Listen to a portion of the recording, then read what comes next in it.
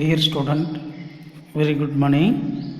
Today class Zoology Lesson 22 The World of Microbes அதாவது நுண்ணுயிரிகளின் உலகம்.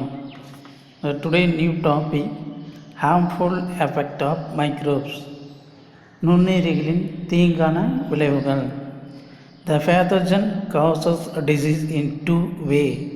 They are tissue damage and toxin segregation. திசுக்கள் பாதித்தல் நச்சு சுரத்தல் என இரண்டு வழிகளில் தீங்குயிரிகள் நோயினை ஏற்படுத்துகின்றன. Then first one is tissue damage.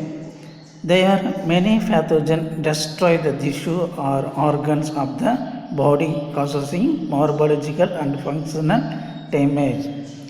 பல்வேறு நோய் கிருமிகள் திசுக்களையோ அல்லது உறுப்புகளையோ அழித்து அமைப்பு ரீதியாகவும் செயல்படுத்தலின் பாதிப்புகளை ஏற்படுத்துகின்றன. For example, bacteria of pulmonary tuberculosis damage the cells of the lungs and virus causing hepatitis destroy liver tissue. எடுத்துக்காட்டாக, நுரையீரல் சார்ந்த காசநோயை ஏற்படுத்தும் பாக்டீரியாக்கள் நுரையீரல் செல்களை சேதப்படுத்துகின்றன. மேலும் மஞ்சள் காமாலையை ஏற்படுத்தும் வைரஸ்கள் கல்லீரல் திசுக்களை அழிக்கின்றன. த நெக்ஸ்ட் டாபிக் டாக்ஸின் செக்ரிகேஷன்ஸ் நச்சு சுரத்தல். There are many pathogens secrete poisonous substance called toxin which causes tissue damage leading to tissue. பல நுண்ணுயிரிகள் விஷத்தன்மையுடைய பொருள்களை சுரக்கின்றன. இது நச்சு என அழைக்கப்படுகிறது. இதன் மூலம் திசுக்கள் சேதப்படுவதால் நோயானது தோன்றுகிறது. List us now study about the causative organism made up of infection, occurrence, the symptoms of preventives, measure of a few airborne, waterborne, vector-borne and sexually transmitted disease. ஒரு சில காற்று வழி நோய்கள், நீர்வழி, கடத்தி வழி மற்றும் பாலுறவினால் பரவும் நோய்களுக்கான காரண உயிரி, நோய் தாக்கும் முறைமையை, நோய் காணப்படுதல், அவற்றின் அறிகுறிகள் மற்றும் தடுக்கும் வழிமுறைகள் இப்பகுதியில் காணப்படுகிறது.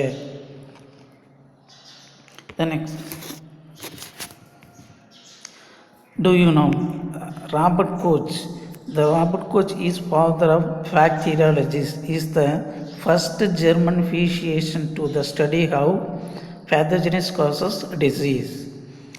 ராபர்ட் கோச் பாக்டீரியாவின் தந்தை என்பவர் ஜெர்மனிய மருத்துவர் ஆவார். இவர் முதலில் நுண்கிருமிகள் எப்படி நோய்களை தோற்றுவிக்கின்றன என்பதை கண்டுபிடித்தார். In 1876, he said that the disease called anthrax of sheep was due to the Bacillus anthracis, which exist in Pasteurizes in the form of productive force. 1876 செம்மறி ஆடுகளில் காணப்பட்ட ஆந்த்ராக்ஸ் என்ற நோயானது பேசிலஸ் ஆந்த்ராக்சிஸ் என்ற உயிரியால் உருவாகிறது என்பதை சுட்டி காட்டினார். ஏர்போர்ன் டிசீஸ், அதாவது காற்றின் மூலம் பரவும் நோய்கள். There are human beings inhale atmospheric air. Due to the continuous inhalations of the contaminated air, the change for airborne microorganisms to find a host and causes infection are higher. வளிமண்டலத்தில் உள்ள காற்றினை மனிதர்கள் சுவாசிக்கிறார்கள். மாசடைந்த காற்றினை தொடர்ச்சியாக உள்ளில் இழப்பதால் காற்றில் உள்ள நுண்ணுயிர்கள் ஒரு ஓம்புயிரியான மனித உடலினில் அடைவதற்கு, நோயினை ஏற்படுத்துவதற்கும் வாய்ப்புகள் அதிகமாக காணப்படுகிறது. Most of the respiratory tract infection are occurred by inhaling or containing the pathogen that are transmitted through droplets caused by the cough or sneezing, dust and spore. பல்வேறு சுவாச குழாய் தொடர்பான தொற்று நோய்கள், நோய் கிருமிகள் நிறைந்த காற்றினை நாம் உள்ளிருக்கும்போது ஏற்படுகிறது. இவை இருமலின் போதும் வெளிவரும் நீர்த்தெவிளைகளில் இருந்தும் தூசியில் இருந்தும் வித்துக்களில் இருந்தும் பரப்பப்படுகின்றன. The airborne diseases are caused by bacteria and virus. A few airborne diseases and their mode of transmission are given in the table below. Virus மற்றும் பாக்டீரியாக்களால் இந்த காற்றுவழி நோய்கள் உருவாக்கப்படுகிறது. சில காற்றுவழி நோய்கள் அவை பரவும் முறைகளும் கீழே அட்டவணையில் விளக்கப்பட்டுள்ளன. Table 22.3 Airborne disease caused by virus. The first topic disease, next topic causative organism, and next topic mode of transmission. The next topic tissue organ affected. The last one is symptom. First one is disease, common cold. Causative organism, rhinovirus. Mode of transmission, droplet infection. Tissue organ affected, upper respiratory tract, inflammation of the nasal chambers. Symptoms, fever, cough, running nose, sneezing and headache. சாதாரண சளி, ரைனோவைரஸ் நோய் தொற்றும் துளிகள், மேல் சுவாச குழாய் பகுதி அல்லது நாசி அறைகளில் வீக்கம், காய்ச்சல், இரும்பல், மூக்கிலிருந்து ஒழுகுதல், தும்பல் மற்றும் தலைவலி. Second one is influenza, myxovirus, droplets infection. Tissue organ affect பார்த்தீங்கன்னா respiratory tract, inflammation of nasal mucous வேரியங். Symptoms, fever, body pain, cough, sore throat, the nasal discharge, respiratory conjunction.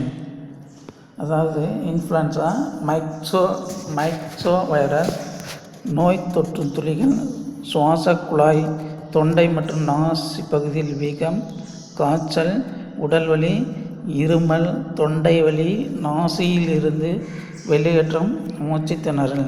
Then next one is measles, தட்டம்மை, rubella virus, droplet infection, droplet nuclei and direct contact with infected person, respiratory tract, eruption of small red spot or rashes in skin causing sneezing, redness of eye, conjunctiva, pneumonia, bronchitis. அதாவது rubella virus நோய் தொற்றும் துளிகள், நோய் தொற்றும் கருக்கள் மற்றும் நோய் தொற்று ஏற்பட்ட அவருடன் நேரடி தொடர்பு, பாதிக்கப்பட்ட திசுறுப்பு, சுவாச குழாய், அறிகுறிகள், சிவப்பு புள்ளி போன்ற வீக்கமுடைய தோற்றம் அல்லது தோலில் தடிப்புகள் தோன்றல், இருமல், தும்பல், கண் சிவப்பு அடைதல். நெக்ஸ்ட் ஒன் இஸ் மம்ஸ், பொண்ணுக்கு வீங்கி.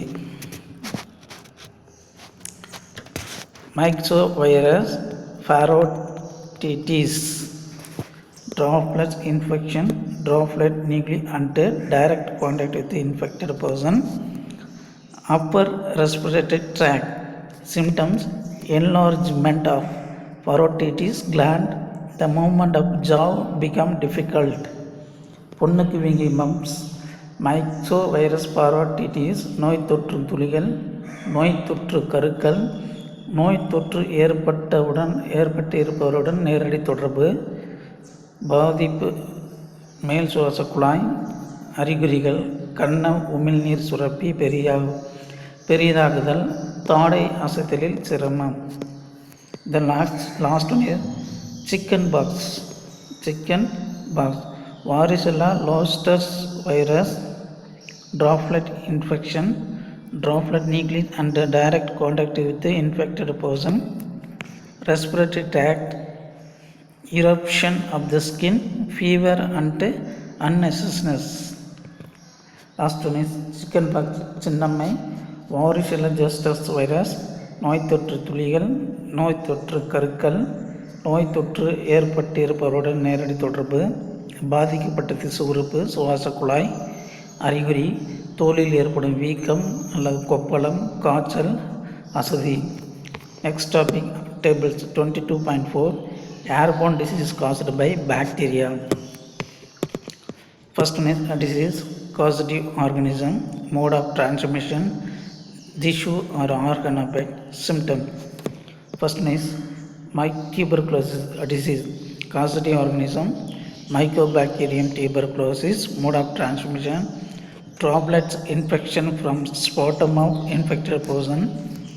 This organ affect lungs, symptoms, persistent cough, chest pain, loss of weight and appetite. அதாவது மைக்கோபாக்டீரியம் டியூபர்குலோசிஸ் பாதிக்கப்பட்ட நபருடன் சளி உள்ள நோய் தொற்று, நுரையீரல், தொடர் இருமல், நெஞ்சில் வலி, உடல் எடை குறைவு மற்றும் பசியின்மை.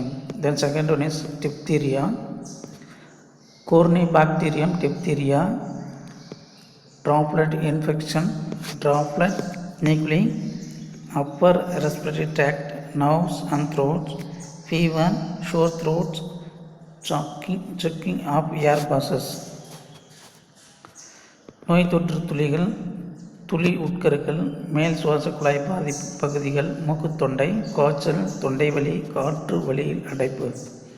The last one is whooping cough, கக்குவான் இருமல், Portella pertussis, mode of transmission, droplet infection, direct contact with infected person, tissue organ affected respiratory tract, symptoms, mild fever, severe cough, handling in whoop, blood growing and inspirations.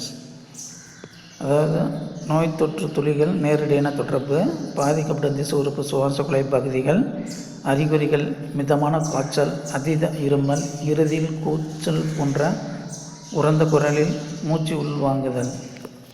வாட்டர்போர்ன் disease, நீர் மூலம் பரவும் நோய்கள். There are microbes present in the contaminated water causes and various infectious diseases. Some of the waterborne diseases are cholera, typhoid, infectious hepatitis, poliomyelitis, diarrhea, etc. The most common waterborne disease and their causative microbial agent. The symptoms of these diseases and prevalent measure are given in the tables below.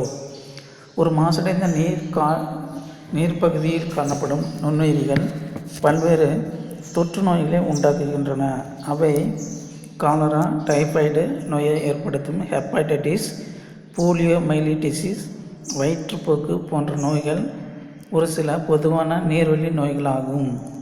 ஒரு பொதுவான நீர்வழி நோய்கள் மற்றும் அவற்றை ஏற்படுத்தும் நுண்ணுயிர்கள் கீழே அட்டவணையில் கொடுக்கப்பட்டுள்ளன. Table 22.5 Waterborne disease caused by virus. Disease causative organism, mode of transmission, tissue or affected organs, symptoms, preventive and control measure. The first one is poliomyelitis, causative organism, poliovirus, mode of transmission, droplet infection, sputum discharge and segregation from nose, throat, contaminated water, food and milk. This organ affect central nervous system. Symptoms, paralysis of limb. Preventive and control measure, Salk vaccine or oral polio vaccine OPV is administered. அதாவது poliomyelitis, போலியோவைரஸ் நோய் தொற்று துளிகள், மூக்கு, தொண்டையிலிருந்து சளி வருதல், மாசடைந்த நீர், உணவு, பால், மத்திய நரம்பு மண்டலம், கை கால்களில் வாதம் ஏற்படல், செயல் இழத்தல். சால்க் என்ற தடுப்பு மருந்து அல்லது வாய்வழி போலியோ தடுப்பு மருந்து. Then second one is hepatitis A or infectious hepatitis. Causative organism hepatitis A virus HAV. Mode of transmission, contaminated water and food and oral route. Tissue organ affected, inflammation of liver, symptoms, nausea, anthrexia, acute fever and jaundice. Prevention of food contaminations, drinking and chlorinated boiled water. The personal hygiene. Hepatitis A அல்லது நோய் தொற்றக்கூடிய hepatitis ஏ virus மாசடைந்த நீர், உணவு மற்றும் வாய்வழி பாதிப்பு, கல்லீரலில் வீக்கம், குமட்டல், பசியின்மை, அதீத காய்ச்சல் மற்றும் மஞ்சள் காமாலை. கண்ட்ரோல் உணவு கெடுதலை தடுத்தல், உணவினை சரியாக கையாளுதல், குளோரினேற்றம் பற்றி கொதிக்க வைக்கப்பட்ட நீரை பருகுதல், தனி மனித சுகாதாரம். The last one is acute diarrhea, rotavirus, contaminated water, food and oral route, intestine, the vomiting, fever, watery stools with mucus, proper sanitation and hygienic. மாசடைந்த நீர், உணவு மற்றும் வாய்வழியாக பாதிப்பு, குடல் நீர்ம நிலையில் சளி போன்ற மலம் கழித்தல், வாந்தி, காய்ச்சல், சரியான சுத்தமும் சுகாதாரமும். Table 22.6 Waterborne disease caused by bacteria, disease caused by organism, mode of transmission, tissue, organ affected, symptoms, preventative and control measure. The first one is நோய்கள். Cholera, acute diarrheal disease caused by organism, Vibrio cholerae, the contaminated food, water and oral route and through housefly. Intestinal tract, the acute diarrhea with rice, water stools, vomiting, muscular cramp, nauseous and dehydration. The hygienic sanitary conditions, intake of oral rehydration solution ORS. சுகாதாரமற்ற உணவு மற்றும் நீர் வாயு வழியாக உட்செல்லல், வீட்டு ஈக்களினால் பரவுதல், குடல் பகுதி பாதிப்பு, நீர்மமான கழிவு வெளியேற்றம், வாந்தி, தசைப்பிடிப்பு, தலைச்சுற்றல், நீர்ச்சத்து வெளியேற்றம், சுகாதார துப்புரவு, வாய்வழி நீர்ச்சத்தினை தரும், நீர் மத்திலை உட்கொள்ளுதல். The next, typhoid, enteric fever, salmonella typhi, food and water contaminated with the phases of infected person and through housefly, small intestine, high fever, weakness, abdominal pain, headache, loss of appetite, residues on chest and upper abdomen. Prevention, the prevention contamination of the food by flies and dust, improvement of basic sanitation, the treatment with antibiotic drugs. Typhoid, குடல்சார் காய்ச்சல், நோய்க்காரணி salmonella டைபி, நோய் பரவும் முறை. இந்நோயினால் பாதிக்கப்பட்டவரின் கழிவு கலந்த நீர் மற்றும் உணவு வீட்டு ஈக்கள் மூலம் ஏற்படுகிறது. பாதிக்கப்பட்ட திசுக்களின் உறுப்பு சிறுகுடல். அறிகுறிகள்: அதிக காய்ச்சல், பலவீனம், அடிவயிற்றில் வலி, தலைவலி, பசியின்மை, நெஞ்சு பகுதி மற்றும் மேல் வயிற்று பகுதியில் அரிப்பு. தவிர்த்தல் மற்றும் தடுக்கும் முறைகள்: பூச்சிகள் மற்றும் தூசுகள் மூலமாக உணவானது கெட்டுப்போவதனை தவிர்த்தல், பாலினை பதப்படுத்துதல், பொதுவான சுகாதாரத்தை அதிகரித்தல், எதிர் உயிர் மருந்துகளை கொண்டு மருத்துவம் பார்த்தல்.